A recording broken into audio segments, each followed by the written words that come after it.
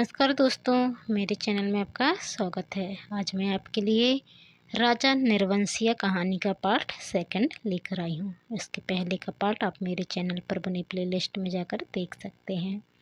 तो चलिए शुरू करते हैं पार्ट सेकंड। कौन बचन से? अच्छा अच्छा, वही तो मैं कहूँ, भला कौन? कहता जगपति पास पहुँचा और बातों में इस तरह उलझ गया जैसे सारी परिस्थिति उसने स्वीकार कर ली हो। बचन से जब फिर आने की बात कहकर चला गया तो चंदा ने बहुत अपनेपन से जगपति के सामने बात शुरू की। जाने कैसे कैसे आदमी होते हैं। क्यों, क्या हुआ? कैसे होते हैं आदमी? जगपति ने पूछा। इतनी छोटी जान पहचान में तुम मर्दों के घर में ना रहते घुसकर बैठ सकते हो। तुम तो उल्टे पैरों लौट आओगे। चंदा कहकर जगपति के मुख पर कुछ इच्छित प्रतिक्रिया देख सकने के लिए गहरी निगाहों से ताकने लगी। जगपति ने चंदा की ओर ऐसे देखा जैसे यह बात भी कहने की या पूछने की है। फिर बोला, बचन से अपनी तरह का आदमी है, अपनी तरह का अकेला होगा। पर कहते कहते चंदा रुक गई। आड़े वक्त काम आने वाला आदमी है, लेकिन उससे फ़ायदा उठा सकना जितना आसान है उतना, मेरा मतलब है कि जिससे कुछ लिया जाएगा उसे दिया भी जाएगा। जगपति ने आंखें दीवार पर गड़ाते हुए कहा और चंदा उठकर चली गई। उस दिन के बाद वचन सिंह लगभग रोज ही आने जाने लगा। जगपति उसके साथ इधर उधर घूमता भी रहता। बचन सिंह के साथ वह अब जब तक रहता अजीब सी घुटन उसके दिल को बांध लेती और तभी जीवन की तमाम विषमताएं भी उसकी निगाहों के सामने उभरने लगती। आखिर वह स्वयं एक आदमी है। बेकार यह माना कि उसके सामने पेट पालने की कोई इतनी विकराल समस्या नहीं। वह भूखों नहीं मर रहा है, जाड़े में कांप नहीं रहा है, पर उसके दो हाथ पैर हैं, शरीर का पिंजरा है जो कुछ मांगता है, कुछ। और वह सोचता, यह कुछ क्या है? सुख? शायद हाँ, शायद नहीं। वह तो दुख में भी जी सकने का आदी है, अभावों में जीवित रह सकने वाला आश्चर्यजनक कीड़ा है। तो फिर वासना? शायद हाँ, शायद नहीं। चंदा का शरीर लेकर उसने उस क्षणिकता को भी देखा है। तो फिर धन? शायद हाँ, शायद नहीं। उसने धन के लिए अपने को खपाया है, पर वह भी तो उस अदृश्य प्यास को बुझा नहीं पाया। तो फिर क्या? वह कुछ क्या है जो उसकी आत्मा में नासूर सा रिश्ता रहता है, अपना उपचार मांगता है। शायद काम। हाँ, यही बिल्कुल सही। तो उसके जीवन की घड़ियों को निपट सोना न छोड़े, जिसमें वह अपनी शक्ति लगा सके, अपना मन डुबो सके, अपने को सार्थक अनुभव कर सके। चाहे उसमें सुख हो या दुख, आरक्षा हो या सुरक्षा, शोषण हो या पोषण, उसे सिर्फ काम चाहिए। करने के लिए कुछ चाहिए। यही तो उसकी प्रकृति आवश्यक है, पहली और आखिरी मांग है। क्योंकि वह उस घर में नहीं पैदा हुआ जहाँ सिर्फ जबान हिलाकर शासन करने वाले होते हैं।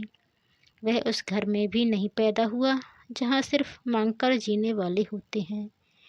वह उस घर का है जो सिर्फ काम करना जानता है, काम ही जिसकी आस है। सिर्फ वह काम चाहता है, काम। और एक दिन उसकी काम धाम की समस्या भी हल हो गई। तालाब वाले ऊंचे मैदान के दक्षिण ओर जगपति की लकड़ी की टाल खुल गई। बोल्ड तक टंग गया। टाल की जमीन पर लक्ष्मी पूजन भी हो गया और हवन भी हुआ। लकड़ी की कोई कमी नहीं थी। गांव से आने वाली गाड़ियों को इस कारोबार में पैरे हुए आदमियों की मदद से तोलमोल करवा के वहां गिरवा दिया गया। गांठें एक ओर रखी गई, चैलों का चट्टा करीने से लग गया और गुद्दे चीरने के लिए डाल दिए गए। 2-3 गाड़ियों का सौदा करके टाल चालू कर दी गई। भविष्य में स्वयं पेड़ खरीदकर काटने का तय किया गया। बड़ी बड़ी स्कीमें बनी कि किस तरह जलाने की लकड़ी से बढ़ाते बढ़ाते एक दिन इमारती लकड़ी की कोठी बनेगी, चीरने की नई मशीन लगेगी। कारोबार बढ़ जाने पर वचन सिंह भी नौकरी छोड़कर उसी में लग जाएगा और उसने महसूस किया कि वह काम में लग गया है। अब 24 घंटे उसके सामने काम है, उसके समय का उपयोग है। दिन भर में वह 1 घंटे के लिए किसी का मित्र हो सकता है, कुछ देर के लिए वह पति हो सकता है, पर बाकी समय, दिन और रात के बाकी घंटे, उन घंटों के अभाव को सिर्फ उसका अपना काम ही कर सकता है। और अब वह कामदार तो था, लेकिन जब टाल की उस ऊंची जमीन पर पड़े छप्पर के नीचे तख्त पर वह गल्ला रखकर बैठता, सामने लगी लकड़ियों के ढेर, कटे हुए पेड़ के तने, जड़ों को लुढ़का हुआ देखता तो एक निर्हिता बरबस उसके दिल को बांधने लगती। उसे लगता एक व्यर्थ पिशाच का शरीर टुकड़े टुकड़े करके उसके सामने डाल दिया गया है। फिर इन पर कुल्हाड़ी चलेगी और इनके रेसे रेसे अलग हो जाएंगे, और तब इनकी ठठरियों को सुखाकर किसी पैसे वाले के हाथ तक पर तौलकर बेच दिया जाएगा। और तब उसकी निगाहें सामने खड़े ताड़ पर अटक जाती, जिसके बड़े बड़े पत्तों पर सुर्ख गर्दन वाली गिद्ध पर फड़फड़ाकर देर तक खामोश बैठे रहते। ताड़ का काला करड़ेदार तना और उसके सामने ठहरी हुई वायु में निश्वास कांपती भारहीन नीम की पत्तियां चर्राती झड़ती रहती। धूल भरी धरती पर लकड़ी की गाड़ियों के पहियों की पड़ी हुई लीक धुंधली सी चमक उठती, और बगल वाले मूंगफली के पेंच की एक रस खरखराती आवाज़ कानों में भरने लगती। बगल वाली कच्ची पगडंडी से कोई गुजरकर टीले के ढलान से तालाब की नीचाई में उतर जाता, जिसके गंदले पानी में कूड़ा तैरता रहता और सूअर कीचड़ में मुँह डालकर उस कूड़े को रौंदते। दोपहर सिमटती और शाम को धुंध छाने लगती तो वह लालटेन जलाकर छप्पर के खंभे की कील में टांग देता, और उसके थोड़ी ही देर बाद अस्पताल वाली सड़क से वचन से एक काले धब्बे की तरह आता दिखाई पड़ता। गहरे पड़ते अंधेरे में उसका आकार धीरे धीरे बढ़ता जाता, और जगपति के सामने जब वह आकर खड़ा होता तो वह उसे बहुत विशाल सा लगने लगता, जिसके सामने उसे अपना अस्तित्व डूबता महसूस होता। एक आध बिक्री की बातें होती, और तब दोनों घर की ओर चल देते। घर पहुंचकर वचन से कुछ देर जरूर रुकता, बैठता, इधर उधर की बातें करता। कभी मौका पड़ जाता तो जगपति और वचन सिंह की थाली भी साथ लग जाती। चंदा सामने बैठकर दोनों को खिलाती। वचन सिंह बोलता जाता, क्या तरकारी बनी है, मसाला ऐसा पड़ा है कि उसकी भी बहार है, और तरकारी का स्वाद भी न मरा। होटलों में या तो मसाला ही मसाला रहेगा या सिर्फ तरकारी ही तरकारी। वाह वाह, क्या बात है अंदाज की। और चंदा बीच बीच में टूक कर बोलती जाती, इन्हें तो जब तक दाल में प्याज का भुना घी न मिले तब तक पेट ही नहीं भरता, या सिरका अगर इन्हें मिल जाए तो समझो सब कुछ मिल गया। पहले मुझे सिरका न जाने कैसा लगता था, पर अब ऐसा जबान पर चढ़ा है कि, या इन्हें कागज़ सी पतली रोटी पसंद ही नहीं आती। अब मुझसे कोई पतली रोटी बनाने को कहे तो बनती ही नहीं, आदत पड़ गई है, और फिर मन ही नहीं भरता। पर चंदा की आंखें वचन सिंह की थाली पर ही जमी रहती। रोटी निपटी तो रोटी परोसती, दाल ख़त्म नहीं हुई तो भी एक चमचा और परोसती, और जगपति सिर झुकाए खाता रहता, सिर्फ एक गिलास पानी मांगता, और चंदा चौंक कर पानी देने से पहले कहती, अरे तुमने तो कुछ लिया भी नहीं। कहते कहते वह पानी दे देती, और तब उसके दिल पर गहरी सी चोट लगती। न जाने क्यों वह खामोशी की चोट उसे बड़ी पीड़ा दे जाती, पर वह अपने को समझा लेती। कोई मेहमान तो नहीं है, मांग सकती थी, भूख नहीं होगी। जगपति खाना खाकर टाल पर लेटने चला जाता, क्योंकि अभी तक कोई चौकीदार नहीं मिला था। छप्पर के नीचे तख्त पर जब वह लेटता तो अनायास ही उसका दिल भर भर आता, पता नहीं कौन कौन सी दर्द एक दूसरे से मिलकर तरह तरह की टीस, छटक और ऐंठन पैदा करने लगती। कोई एक रग दुखती तो वह सहलाता भी, जब सभी नसें चटकती हों तो कहाँ कहाँ राहत का अकेला हाथ सहलाए। लेटे लेटे उसकी निगाह ताड़ की उस ओर बनी पुख्ता कब्र पर जम गई, जिसके सिराहने कंटीला बबूल का एकाकी पेड़ सुन्ने सा खड़ा रहता, जिस कब्र पर एक पर्दा नशीन औरत बड़े लिहाज से आकर सवेरे सवेरे बेला और चमेली के फूल चढ़ा जाती, घूम घूम कर उसके फेरे लेती, और माथा टेक कर कुछ कदम उदास उदास सी चलकर एकदम तेजी से मुड़कर विषातियों के मोहल्ले में खो जाती। शाम होते फिर आती, एक दिया बारती और अगर की बत्तियां जगलाती, फिर मुड़ते हुए ओढ़नी का पल्ला कंधों पर डालती तो दिए की लौ काँपती, कभी काँप कर बुझ जाती। पर उसके कदम बढ़ चुके होते, पहले धीमे थके उदास से, फिर तेज सधे सामान्य से, और वह फिर उसी मोहल्ले में खो जाती।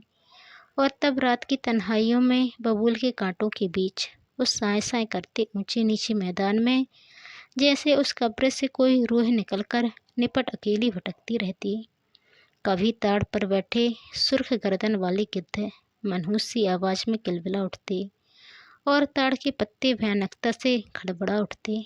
जगपति का बदन कांप जाता और वह भटकती रूह जिंदा रह सकने के लिए जैसे कब्र की ईंटों में बबूल के साए तले दुबक जाती। जगपति अपनी टांगों को पेट से भींचकर कंबल से मुँह छुपा औंधा लेट जाता। तड़के ही ठेके पर लगे लकड़हारे लकड़ी चीरने आ जाते। तब जगपति कंबल लपेट घर की ओर चला जाता। राजा रोज सवेरे टहलने जाते थे, माँ सुनाया करती थी। एक दिन जैसे ही महल के बाहर निकल कर आए कि सड़क पर झाड़ू लगाने वाली मेहतरानी उन्हें देखते ही अपना झाड़ू पंजा पटक कर माथा पीटने लगी और कहने लगी, हाय राम, आज राजा निर्वंशिया का मुँह देखा है। ना जाने रोटी भी नसीब होगी कि नहीं, ना जाने कौन सी विपत टूट पड़े। राजा को इतना दुख हुआ कि उल्टे पैरों महल को लौट गए।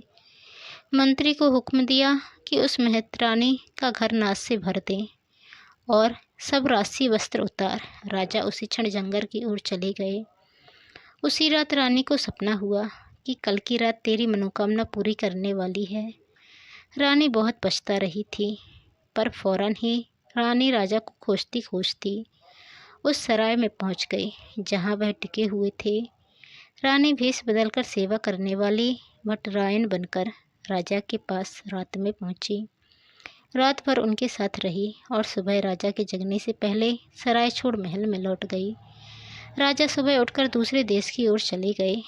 2 ही दिनों में राजा के निकल जाने की खबर राज भर में फैल गई। राजा निकल गए, चारों तरफ यही खबर थी। और उस दिन टोले मोहल्ले के हर आंगन में बरसात की मेह की तरह यह खबर बरसकर फैल गई कि चंदा के बाल बच्चा होने वाला है। नुक्कड़ पर जमुना सुनार की कोठरी में फिंकती सुरही रुक गई। मुंशी जी ने अपना मीजान लगाना छोड़ विस्फारित नेत्रों से ताककर खबर सुनी। बंसी किराने वाले ने कुएं में से आधी गई रस्सी खींच डोल मन पर पटक कर सुना। सुदर्शन दर्जी ने मशीन के पहिए को हथेली से रगड़कर रोककर सुना। हंसराज पंजाबी ने अपनी नील लगी मलगुजी कमीज की आस्तीनें चढ़ाते हुए सुना। और जगपति की बेवा चाची ने औरतों के जमघट में बड़े विश्वास पर भेद भरे स्वर में सुनाया। आज 6 साल हो गए शादी को, न बाल न बच्चा, न जाने किसका पाप है उसके पेट में और किसका होगा सिवा उस मुस्टंडे कंपाउंडर के। न जाने कहाँ से कुलच्छनी इस मोहल्ले में आ गई। इस गली की तो पुश्तों से ऐसी मर्जात रही है कि गैरमर्द औरत की परछाई तब नहीं देख पाए। यहाँ के मर्द तो बस अपने घर की औरतों को जानते हैं, उन्हें तो पड़ोसी के घर की जनानियों की गिनती तक नहीं मालूम। यह कहते कहते उनका चेहरा तमतमा आया और सब औरतें देवलोक की देवियों की तरह गंभीर बनी अपनी पवित्रता की महानता के बोझ से दबी धीरे धीरे खिसक गईं। सुबह यह खबर फैलने से पहले जगपति टाल पर चला गया था, पर सुनी उसने भी आज ही थी।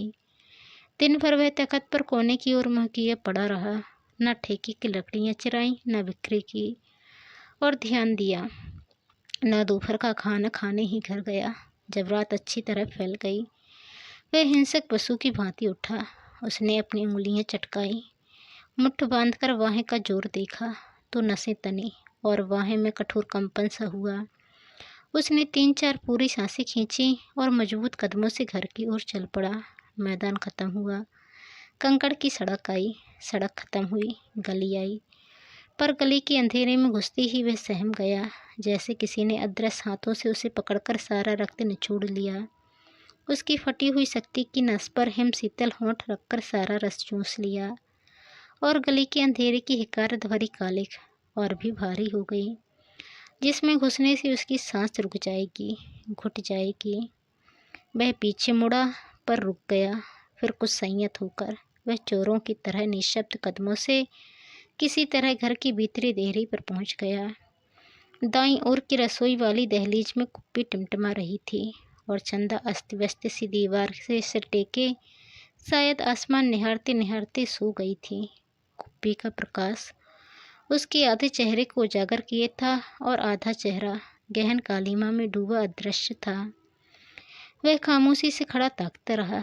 चंदा के चेहरे पर नारित्व की पूर्णता आज उसे दिखाई दी। चेहरे की सारी कमनीयता न जाने कहाँ खो गई थी। उसका अछूतापन न जाने कहाँ लुप्त हो गया था। फूला फूला मुख, जैसे टहनी में तोड़े फूल को पानी में डालकर ताज़ा किया गया हो, जिसकी पंखुड़ियों में टूटन की सुरमई रेखाएं पड़ गई हों, पर भीगने से भारीपन आ गया हो। उसके खुले पैर पर उसकी निगाह पड़ी तो सूजा सा लगा, एड़ियाँ भरी सूजी सी और नाखूनों के पास अजब सा सूखापन। जगपति का दिल एक बार महसूस उठा।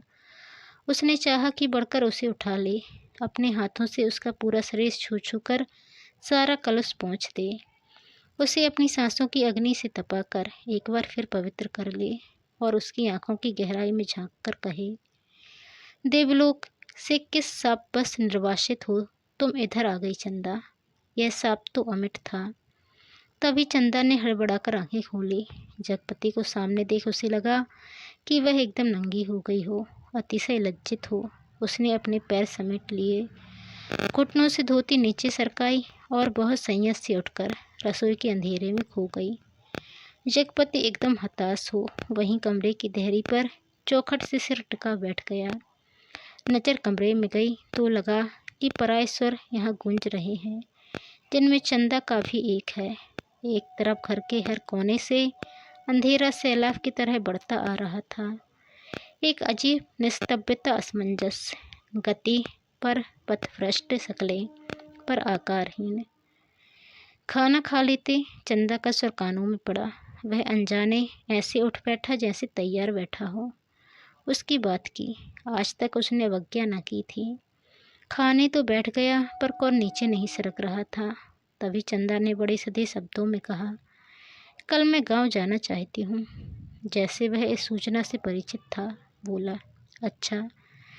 चंदा फिर बोली, मैंने बहुत पहले घर चिट्ठी डाल दी थी, भैया कल लेने आ रहे हैं। तो ठीक है, जगपति वैसे ही डूबा डूबा बोला। चंदा का बांध टूट गया और वह वहीं घुटनों में मुँह दबाकर कातर सी फवक फवक कर रो पड़ी। न उठ सकी न हिल सकी। जगपति क्षण भर को विचलित हुआ, पर जैसे जम जाने के लिए उसके ओंठ फड़के और क्रोध के ज्वालामुखी को जबरन दबाते हुए भी वह फूट पड़ा। ये सब मुझे क्या दिखा रही है बेशरम, बेगैरत। उस वक्त नहीं सोचा था जब जब मेरी लाश तले। तब की बात झूठ है। सिसकियों के बीच चंदा का स्वर फूटा, लेकिन जब तुमने मुझे बेच दिया। एक भरपूर हाथ चंदा की कनपटी पर आग सुलगाता पड़ा और जगपति अपनी हथेली दूसरी से दाबता खाना छोड़ कोठरी में घुस गया और रात भर कुंडी चढ़ाए उसी कालिख में घुटता रहा। दूसरे दिन चंदा घर छोड़ अपने गांव चली गई। जगपति पूरा दिन और रात टाल पर ही काट देता, उसी वीराने में, तालाब के बगल कब्र, बबूल और ताड़ के पड़ोस में। पर मन मुर्दा हो गया था। जबरदस्ती वह अपने को वहीं रोके रहता। उसका दिल होता कहीं निकल जाए, पर ऐसी कमजोरी उसके तन और मन को खोखला कर गई थी कि चाहने पर भी वह जा न पाता। हिकारत भरी नजरें सहता पर वहीं पड़ा रहता। काफ़ी दिनों बाद जब नहीं रह गया तो एक दिन जगपति घर पर ताला लगा नज़दीक के गांव में लकड़ी कटाने चला गया। उसे लग रहा था कि अब वह पंगु हो गया है, बिल्कुल लंगड़ा, एक रेंगता कीड़ा जिसके न आँख है, न कान, न मन, न इच्छा। वह उस बाग में पहुंच गया जहां खरीदे पेड़ कटने थे। दो आरे वालों के पतले पेड़ के तने पर आरा रखा और कर कर का आवाज सुर शुरू हो गया। दूसरे पेड़ पर बनने और सकुरे की कुल्हाड़ी बज उठी और गांव से दूर उस बाग में एक लयपूर्ण शोर शुरू हो गया। जड़ पर कुल्हाड़ी पड़ती तो पूरा पेड़ धर्रा जाता। करीब के खेत की मेड़ पर बैठे जगपति का शरीर भी जैसे कांप कांप उठता। चंदा ने कहा था, लेकिन जब तुमने मुझे बेच दिया, क्या वह ठीक कहती थी? क्या वचन से इन्हें टाल के लिए जो रुपए दिए थे उसका ब्याज इधर चुकता हुआ? क्या सिर्फ वही रुपए आग बन गए जिसकी आंच में उसकी सहनशीलता, विश्वास और आदर्श मोम से पिघल गए? सकूरे बाग से लगे दड़े पर से किसी ने आवाज़ लगाई। सकूरे ने कुल्हाड़ी रोककर वहीं से हाथ लगाई। कोने के खेत से लीक बनी है, जरा मिड़ मारकर नंगा ला खाड़ी। जगपति का ध्यान भंग हुआ। उसने मुड़कर दड़े पर आंखें गड़ाई। 2 भैंसा गाड़ियां लकड़ी भरने के लिए आ पहुंची थीं। सकूरे ने जगपति के पास आकर कहा, एक गाड़ी का भर तो हो गया, बल्कि 1.5 का। अब इस पतरिया पेड़ को न छांट दें। जगपति ने इस पेड़ की ओर देखा जिसे काटने के लिए सकूरे ने इशारा किया था। पेड़ की शाख हरी पत्तियों से भरी थी। वह बोला, अरे यह तो हरा है, अभी इसे छोड़ दो। हरा होने से क्या, उखड़ तो गया है, न फूल का न फल का। अब कौन इसमें फूल फलाएंगे? 4 दिन में पत्ती मुरझा जाएंगी। सकूरे ने पेड़ की ओर देखते हुए उस्तादी अंदाज से कहा, जैसा ठीक समझो तुम। जगपति ने कहा और उठकर मेड़ पक्के कुएं पर पानी पीने चला गया। दोपहर ढलती गाड़ियां भरकर तैयार हुईं और शहर की ओर रवाना हो गईं। जगपति को उनके साथ आना पड़ा। गाड़ियां लकड़ी से लदी शहर की ओर चली जा रही थीं और जगपति गर्दन झुकाए कच्ची सड़क की धूल में डूबा। भारी कदमों से धीरे धीरे उन्हीं की बजती घंटियों के साथ निर्जीव से बढ़ता जा रहा था। कई बरस बाद राजा प्रदेश से बहुत सा धन कमाकर गाड़ी में लाद कर अपने देश की ओर लौटे। माँ सुनाया करती थी, राजा की गाड़ी का पहिया महल से कुछ दूर पतेल की झाड़ी में उलझ गया। हर तरह कोशिश की पर पहिया न निकला। तब एक पंडित ने बताया कि सकट के दिन का जन्मा बालक अगर अपने घर की सुपारी लाकर इसमें छुआ दे तो पहिया निकल जाएगा। वहीं 2 बालक खेल रहे थे। उन्होंने यह सुना तो कूद कर पहुँचे और कहने लगे कि हमारी पैदाइश सकट की है, पर सुपारी तब लाएंगे जब तुम आधा धन देने का वादा करो। राजा ने बात मान ली। बालक दौड़े दौड़े घर गए, सुपारी लाकर छुआ दी, फिर घर का रास्ता बताते आगे आगे चले। आखिर गाड़ी महल के सामने उन्होंने रोक ली। राजा को बड़ा अचरज हुआ कि हमारे ही महल में ये 2 बालक कहाँ से आ गए। भीतर पहुंचे तो रानी खुशी से बेहाल हो गई। पर राजा ने पहले उन बालकों के बारे में पूछा तो रानी ने कहा कि ये दोनों बालक उन्हीं के राजकुमार हैं। राजा को विश्वास नहीं हुआ। रानी बहुत दुखी हुई। गाड़ियां जब टाल पर आकर लगीं और जगपति तख्त पर हाथ पैर ढीले करके बैठ गया तो पगडंडी से गुजरते मुंशी जी ने उसके पास आकर बताया, अभी उस दिन वसूली में तुम्हारी ससुराल के नज़दीक एक गांव में जाना हुआ तो पता लगा कि 15-20 दिन हुए चंदा के लड़का हुआ है। और फिर जैसे मोहल्ले में सुनी सुनाई बातों पर पर्दा डालते हुए बोले, भगवान के राज में देर है अंधेर नहीं जगपति भैया। जगपति ने सुना तो पहले उसने गहरी नज़रों से मुंशी जी को ताका, पर वह उनकी तीर का निशाना ठीक ठीक नहीं खोज पाया। पर सब कुछ सहन करते हुए बोला, देर और अंधेर दोनों है। अंधेर तो सरासर है, तिरिया चरित्र है सब। बड़े बड़े हार गए हैं। कहते कहते मुंशी जी रुक गए, पर कुछ इस तरह जैसे कोई बड़ी भेद भरी बात है, जैसे उनकी गोल होती हुई आंखें समझा देंगी। जगपति मुंशी जी की तरफ ताकता रह गया। मिनट भर मनहूस सा मौन छाया रहा। उसे तोड़ते हुए मुंशी जी बड़ी दर्द भरी आवाज़ में बोले, सुन तो लिया होगा तुमने। क्या कहने को जगपति कह गया, पर उसे लगा कि अभी मुंशी जी उस गांव में फैली बातों को ही बड़ी बेदर्दी से कह डालेंगे। उसने नाहक पूछा। तभी मुंशी जी ने उसकी नाक के पास मुँह ले जाते हुए कहा, चंदा दूसरे के घर बैठ रही है, कोई मधुसूदन है वहीं का, पर बच्चा दीवार बन गया है। चाहते तो वो यही है कि मर जाए तो रास्ता खुले, पर राम जी की मर्जी। सुना है बच्चा रहते भी वह चंदा को बैठाने को तैयार है। जगपति की सांस गले में अटक कर रह गई। बस आंखें मुंशी जी के चेहरे पर पथराई सी जड़ी थीं। मुंशी जी बोले, अदालत से बच्चा तुम्हें मिल सकता है, अब काहे का शर्म लिहाज। अपना कहकर किस मुँह से मांगू बाबा। हर तरफ तो कर्ज से दबा हूँ, तन से, मन से, पैसे से, इज्जत से। किसके बल पर दुनिया संजोने की कोशिश करूं। कहते कहते वह अपने में खो गया। मुंशी जी वहीं बैठ गए। जब रात झुकाई तो जगपति के साथ ही मुंशी जी भी उठे। उसके कंधे पर हाथ रखे कि वे उसे गली तक लाए। अपनी कोठरी आने पर पीठ सहलाकर उन्होंने उसे छोड़ दिया। वह गर्दन झुकाए गली के अंधेरे में उन्हीं ख्यालों में डूबा ऐसे चलता चला आया जैसे कुछ हुआ ही ना हो। पर कुछ ऐसा बोझ था जो न सोचने देता था और न समझने। जब चाची की बैठक के पास से गुजरने लगा तो सहसा उसके कानों में भनक पड़ी, आ गए सत्यानाशी कुलबूरन। उसने जरा नज़र उठाकर देखा तो गली की चाची भौजाइयाँ बैठक में जमा थीं और चंदा की चर्चा छिड़ी थी। पर वह चुपचाप निकल गया।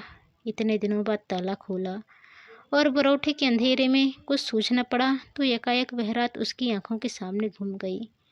जब वह अस्पताल से चंदा के साथ लौटा था, बेवा चाची का वह जहर बुझ तीर। आ गए राजा निर्वंशिया अस्पताल से और आज सत्यानाशी कुलबूरन। और स्वयं उसका वह वाक्य जो चंदा को छेद गया था, तुम्हारे कभी कुछ न होगा। और उस रात की शिशु चंदा का लड़का हुआ है, वह कुछ और जनती, आदमी का बच्चा न जनती, वह और कुछ भी जनती, कंकड़ पत्थर, वह नारी न बनती, बच्ची ही बनी रहती। उस रात की शिशु चंदा। पर चंदा यह सब क्या करने जा रही है? उसके जीते जी वह दूसरे के घर बैठने जा रही है। कितने बड़े पाप में धकेल दिया चंदा को। पर उसे भी तो कुछ सोचना चाहिए। आखिर क्या? पर मेरे जीते जी तो यह सब अच्छा नहीं। वह इतनी घृणा बर्दाश्त करके भी जीने को तैयार है, या मुझे जलाने को। वह मुझे नीच समझती है, कायर नहीं। तो एक बार खबर तो लेती, बच्चा हुआ तो पता लगता। पर नहीं, वह उसका कौन है? कोई भी नहीं। औलाद ही तो वह स्नेह की धुरी है जो आदमी औरत के पहियों को साध कर तन के दलदल से पार ले जाती है। नहीं तो हर औलाद वेश्या है और हर आदमी वासना का कीड़ा। तो क्या चंदा औरत नहीं रही? वह जरूर औरत थी, पर स्वयं मैंने उसे नरक में डाल दिया। वह बच्चा मेरा कोई नहीं, पर चंदा तो मेरी है।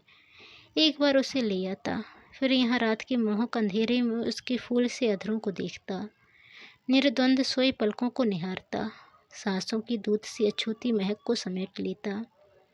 आज का अंधेरा, घर में तेल भी नहीं जो दिया जला ले। और फिर किसके लिए कौन जलाए?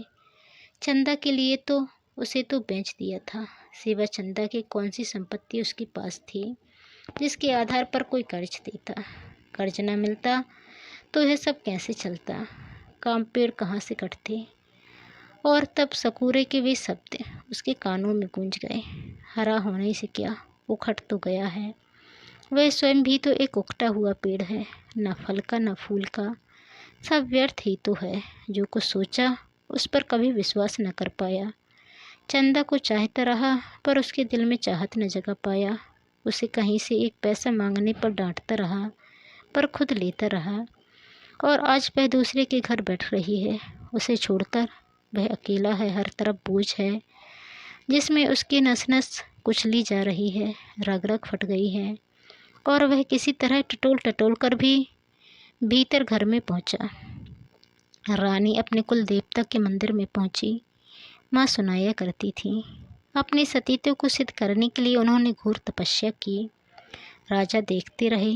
कुल देवता प्रसन्न हुए और उन्होंने अपनी दैवी शक्ति से दोनों बालकों को तत्काल जन्मे शिशुओं में बदल दिया।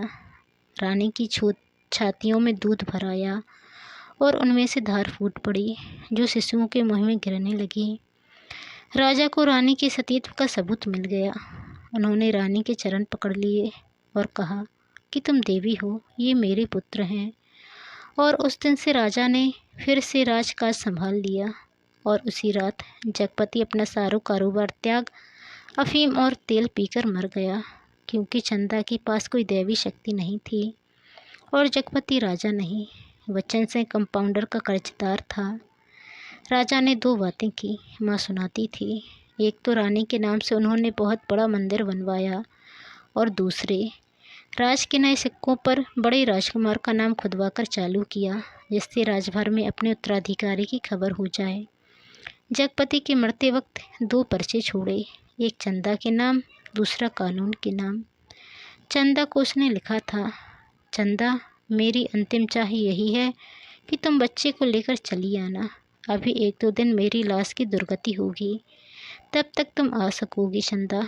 आदमी को पाप नहीं पश्चाताप मारता है। मैं बहुत पहले मर चुका था, बच्चे को लेकर ज़रूर चली आना। कानून को उसने लिखा था, किसी ने मुझे मारा नहीं है, किसी आदमी ने नहीं। मैं जानता हूँ कि मेरे जहर की पहचान करने के लिए मेरा सीना चीरा जाएगा। उसमें जहर है। मैंने अफीम नहीं, रुपए खाए हैं। उन रुपयों में कर्ज का जहर था। उसी ने मुझे मारा है। मेरी लाश तब तक ना जलाई जाए जब तक चंदा बच्चे को लेकर ना आ जाए। आग बच्चे से दिलवाई जाए, बस। माँ जब कहानी समाप्त करती थी तो आसपास बैठे बच्चे फूल चढ़ाते थे। मेरी कहानी भी ख़त्म हो गई। पर तो दोस्तों, आपको ये कहानी कैसी लगी कमेंट कर ज़रूर बताएं। चैनल पर नए आए हैं तो चैनल को सब्सक्राइब कर बेल आइकन को क्लिक कर लें। धन्यवाद। जय हिंद।